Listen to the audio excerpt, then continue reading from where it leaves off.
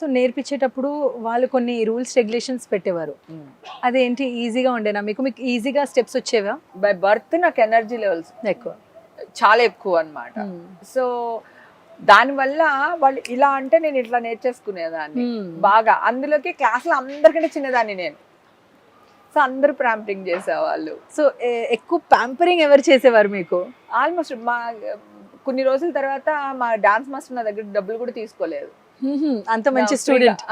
ఫ్రీగానే నేర్పించారు ఆయన. Very nice. కొన్ని రోజులు రాకపోతే ఎందుకు రాలేదు, లేకపోతే మాస్టర్ కలవడానికి వెళ్తాం కదా, ఎందుకు రావట్లేదు అదంటే కొంచెం ఇబ్బంది ఉంది మాస్టర్ అది ఇది అని అంటే, నిన్ను ఎవరు అడిగారు ఫీజు, వచ్చి నేర్చుకుని వెళ్ళు అది ఇది అని. అలా రాణి వాణి కళ్యాణి అని ముగ్గురు అక్క చెల్లెలు ఉండేవాళ్ళు.